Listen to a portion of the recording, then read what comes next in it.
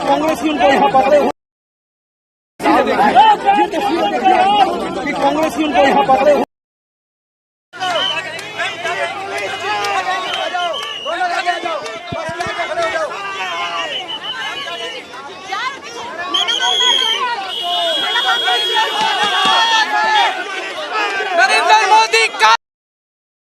ಬಂಧುಗಳೇ ನಮಸ್ಕಾರ, ಹೇಗಿದ್ರೆ ನೀವೆಲ್ಲರೂ? ನಾನು ಸುಬ್ರಹ್ಮಣ್ಯ ಎಸ್ ಹಂಡಿಗೆ. ಬಂಧುಗಳೇ, ಕೇಂದ್ರ ಸರ್ಕಾರ ಆರಂಭದಲ್ಲೇ ಇದನ್ನು ಸರಿಯಾದ ರೀತಿಯಲ್ಲಿ ಹ್ಯಾಂಡಲ್ ಮಾಡಿದ್ರೆ ಇವತ್ತು ಇಂಥದ್ದೊಂದು ಪರಿಸ್ಥಿತಿ ನಿರ್ಮಾಣ ಆಗ್ತಿರ್ಲಿಲ್ಲ ಅಂತ ಅನ್ಸುತ್ತೆ. ಯಾವ ರೀತಿಯಾಗಿ ನೀಟ್ ಪ್ರಶ್ನೆ ಪತ್ರಿಕೆ ಸೋರಿಕೆ ಆದಂತ ಸಂದರ್ಭದಲ್ಲಿ 20ರಿಂದ 21 ಮಂದಿ ಪ್ರಾಣವನ್ನ ಕಳ್ಕೊಂಡಾಗ್ಲೂ ಕೂಡ ಪ್ರಧಾನಿ ನರೇಂದ್ರ ಮೋದಿಯಿಂದ ಹಿಡಿದು ಪ್ರಮುಖ ಯಾವ ನಾಯಕರು ಕೂಡ ತುಟಿಪಿಟಿ ಕನ್ನಲಿಲ್ಲ, ಒಂದೇ ಒಂದು ಸಣ್ಣ ಪ್ರತಿಕ್ರಿಯೆಯನ್ನು ಕೂಡ ಕೊಡಲಿಲ್ಲ. ಧರ್ಮೇಂದ್ರ ಪ್ರಧಾನ್ ರಾಜೀನಾಮೆಗೆ ಒತ್ತಾಯ ಶುರುವಾದಂಥ ಸಂದರ್ಭದಲ್ಲೂ ಕೂಡ ಯಾವುದೇ ಕ್ಲಾರಿಟಿ ಕೊಡಲಿಲ್ಲ. ಅದಾದ ಬಳಿಕ ಸಿಜೆಪಿಯವರು ಜಂತರ್ ಮಂತರ್ನಲ್ಲಿ ಪ್ರತಿಭಟನೆಯನ್ನು ಆರಂಭಿಸ್ತಾರೆ. ಸೋನಂ ವಾಂಗ್ಚುಕ್ ಪ್ರತಿಭಟನೆಗೆ ಬೆಂಬಲ ಕೊಡ್ತಾರೆ. ಬರೋಬ್ಬರಿ 20 ದಿನಗಳ ಕಾಲ ಉಪವಾಸ ಸತ್ಯಾಗ್ರಹವನ್ನ ಮಾಡ್ತಾರೆ. ಕೇಂದ್ರದ ಓರ್ವ ಪ್ರತಿನಿಧಿ ಕೂಡ ಪ್ರತಿಭಟನಾ ಸ್ಥಳಕ್ಕೆ ಹೋಗೋದಿಲ್ಲ, ಏನು ಎತ್ತ ಅಂತ ವಿಚಾರಿಸುವಂತ ಕೆಲಸವನ್ನ ಮಾಡೋದಿಲ್ಲ. ಒಟ್ಟಾರೆಯಾಗಿ ಅತ್ಯಂತ ಕೆಟ್ಟದಾಗಿ ನಡೆದುಕೊಳ್ಳುತ್ತೆ ಕೇಂದ್ರ ಸರ್ಕಾರ. ಅಷ್ಟು ಮಾತ್ರ ಅಲ್ಲ, ಸೋನಂ ವಾಂಗ್ಚುಕ್ ಸೇರಿದಂತೆ ಪ್ರತಿಭಟನೆ ಮಾಡುವಂಥವರೆಲ್ಲರನ್ನೂ ಕೂಡ ಬೇರೆ ಬೇರೆ ರೀತಿಯಲ್ಲಿ ಬಿಂಬಿಸುವಂತ ಪ್ರಯತ್ನ ಆಯಿತು ಸಾಮಾಜಿಕ ಜಾಲತಾಣಗಳ ಮೂಲಕ. ಹೆಚ್ಚು ಕಡಿಮೆ ಅವರೆಲ್ಲರನ್ನೂ ಕೂಡ ದೇಶದ್ರೋಹಿಗಳು, ಷಡ್ಯಂತ್ರ ಮಾಡ್ತಾ ಇದ್ದಾರೆ, ಯಾವುದೋ ಇದರಿಂದ ಹಣ ಬಂದಿದೆ, ಈ ರೀತಿಯಲ್ಲಿ ಬಿಂಬಿಸುವಂತ ಪ್ರಯತ್ನ ಇಂಥದ್ದೆಲ್ಲವೂ ಕೂಡ ಆಯಿತು. ಅದಾದ ಬಳಿಕ ಸಿಜೆಪಿ ಕಾರ್ಯಕರ್ತರು, ವಿದ್ಯಾರ್ಥಿಗಳ ಪೋಷಕರು ಪಾರ್ಲಿಮೆಂಟ್ ಮುತ್ತಿಗೆಗೆ ಅಂತ ಹೊರಟರು. ಅಲ್ಲಿ ಏನೇನಾಯ್ತು ನೀವೆಲ್ಲರೂ ಕೂಡ ಗಮನಿಸಿದ್ರಿ. ಯಾವಾಗ ಮುತ್ತಿಗೆ ಪ್ರಯತ್ನ ಆಯ್ತೋ, ದೊಡ್ಡ ಮಟ್ಟಿಗೆ ಪ್ರತಿಭಟನೆಯಲ್ಲಿ ವಿದ್ಯಾರ್ಥಿಗಳು ಭಾಗಿಯಾದ್ರು, ಕೇಂದ್ರ ಸರ್ಕಾರಕ್ಕೆ ಬಿಸಿ ತಡ್ತು. ಅಲ್ಲಿವರೆಗೆ ಸೈಲೆಂಟ್ ಇದ್ದಂತ ಕೇಂದ್ರ ಸರ್ಕಾರ ಆಕ್ಟಿವ್ ಆಯಿತು. JP ನಡ್ಡಾ ಮಾತುಕತೆಗೆ ಆಹ್ವಾನಿಸಿದ್ರು. ಗಾಯಗೊಂಡಂತ ಸಿಜೆಪಿ ಕಾರ್ಯಕರ್ತರನ್ನ ಆಸ್ಪತ್ರೆಗೆ ಹೋಗಿ ಅವರ ಆರೋಗ್ಯವನ್ನ ವಿಚಾರಿಸಿದ್ರು. ಅಂದರೆ ನಾವು ನಿಮ್ಮ ವಿಚಾರದಲ್ಲಿ ಸಾಫ್ಟ್ ಆಗಿದ್ದೇವೆ ಅಂತ ತೋರಿಸುವಂತ ಪ್ರಯತ್ನ ಆಯಿತು. ಅಂತಿಮವಾಗಿ ಇಷ್ಟು ದಿನಗಳ ಕಾಲ ಮಾತನಾಡಿದಂತ ಪ್ರಧಾನಿ ನರೇಂದ್ರ ಮೋದಿ ಇವತ್ತು ಮಾತನಾಡಿದ್ರು. ಅದು ಕೂಡ ಮಾಧ್ಯಮಗಳ ಮುಂದೆ ಅಥವಾ ಸೋಷಿಯಲ್ ಮೀಡಿಯಾದಲ್ಲಿ ಯಾವುದೋ ಒಂದು ವಿಡಿಯೋವನ್ನ ಮಾಡಿದ್ದಲ್ಲ. NDA ಸಂಸದೀಯ ಮಂಡಳಿ ಸಭೆಯಲ್ಲಿ ಒಂದು ಹೇಳಿಕೆಯನ್ನು ಕೊಟ್ರಂತೆ.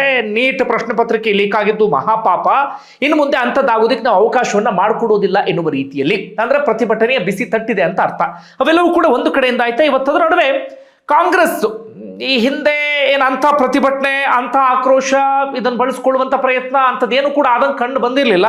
ಒಂದು ರೀತಿಯಲ್ಲಿ ನಮ್ಮಲ್ಲಿ ವಿಪಕ್ಷ ಹೇಗಾಗ್ಬಿಟ್ಟಿದೆ ಅಂದ್ರೆ ಇಂಥದ್ದನ್ನ ಸರಿಯಾದ ರೀತಿಯಲ್ಲಿ ಬಳಸ್ಕೊಳ್ಬೇಕು, ಆದರೆ ಬಳಸಿಕೊಳ್ಳುವಂಥ ಪ್ರಯತ್ನಗಳು ಆಗ್ತಾ ಇಲ್ಲ. ಯಾವಾಗ ಸಿಜೆಪಿ ಅಥವಾ ವಿದ್ಯಾರ್ಥಿಗಳ ಪ್ರತಿಭಟನೆ ಎಲ್ಲವೂ ಕೂಡ ತೀವ್ರ ಸ್ವರೂಪವನ್ನು ಪಡೆಯೋದಕ್ಕೆ ಶುರುವಾಯಿತು, ಇವರ ಬೆಂಬಲ ಎಲ್ಲವೂ ಕೂಡ ಈಗ ಆರಂಭ ಆಗಿದೆ.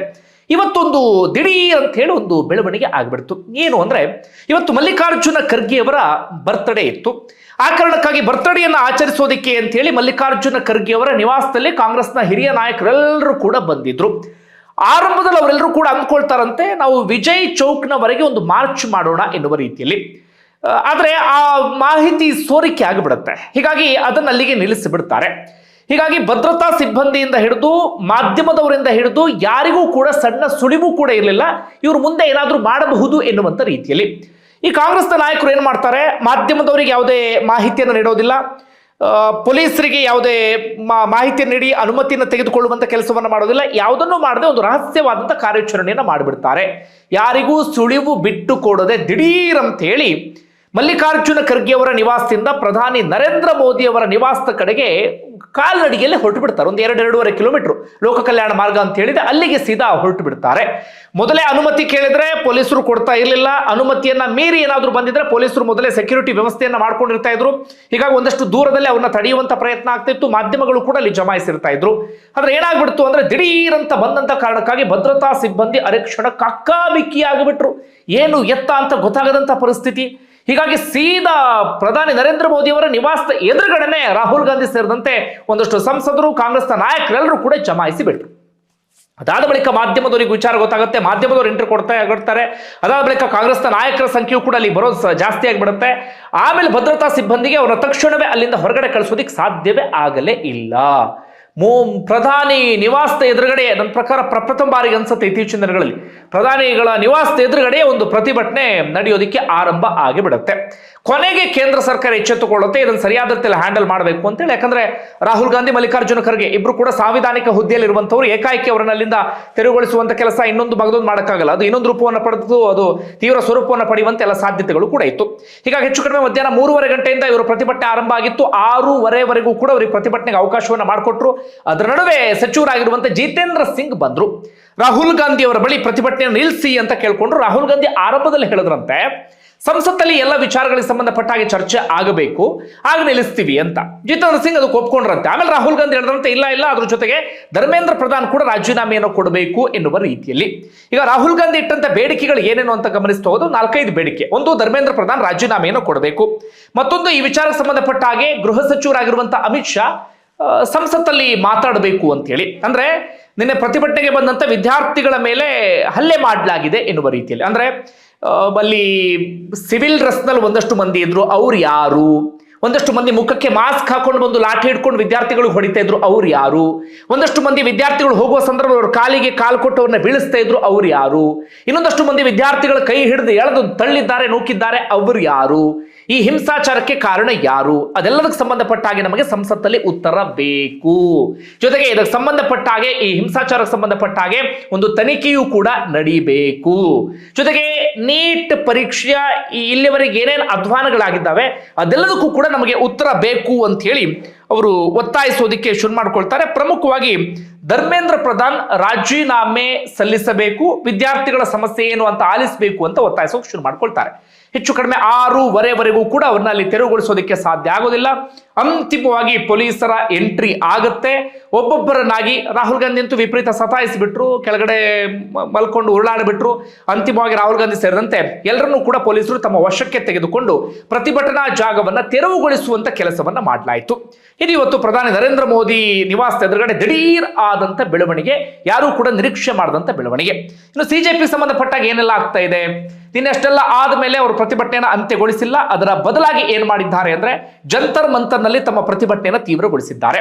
ಈಗ ಅರವಿಂದ್ ಕೇಜ್ರಿವಾಲ್ ಸೇರಿದಂತೆ ವಿಪಕ್ಷದ ಸಾಕಷ್ಟು ನಾಯಕರು ಕೂಡ ಸಿಜೆಪಿಗೆ ಇದೀಗ ಸಾಥನ್ನ ಕೊಡ್ತಾ ಇದ್ದಾರೆ. ಅವರೆಲ್ಲರ ಒತ್ತಾಯ ಧರ್ಮೇಂದ್ರ ಪ್ರಧಾನ್ ರಾಜೀನಾಮೆ ಕೊಡುವವರೆಗೂ ಕೂಡ ನಮ್ಮ ಪ್ರತಿಭಟನೆ ನಾವು ನಿಲ್ಲಿಸೋದಿಲ್ಲ, ಅಲ್ಲಿವರೆಗೂ ಕೂಡ ಮುಂದುವರಿಯುತ್ತೆ ಎನ್ನುವಂತ ಮಾತನ್ನ ಅವರು ಬಹಳ ಸ್ಪಷ್ಟವಾಗಿ ಹೇಳ್ತಾ ಇದ್ದಾರೆ.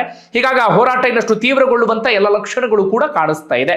ಇದು ಒಂದು ಕಡೆಯಿಂದ ಆದ್ರೆ, ಮತ್ತೊಂದು ಕಡೆಯಿಂದ ಈಗ ವಿಪಕ್ಷಗಳು ಕೂಡ ಬಹಳ ದೊಡ್ಡ ಸಂಖ್ಯೆಯಲ್ಲಿ ಒಗ್ಗಟ್ಟಾಗ್ತಿದ್ದಾರೆ. ಈ ವಿಚಾರಕ್ಕೆ ಸಂಬಂಧಪಟ್ಟ ಹಾಗೆ ನಾವು ಕೂಡ ಹೋರಾಟವನ್ನು ತೀವ್ರಗೊಳಿಸ್ತೀವಿ, ಸಿಜೆಪಿಗೆ ನಮ್ಮ ಬೆಂಬಲ ಇದೆ ಎನ್ನುವಂತ ರೀತಿಯಲ್ಲಿ.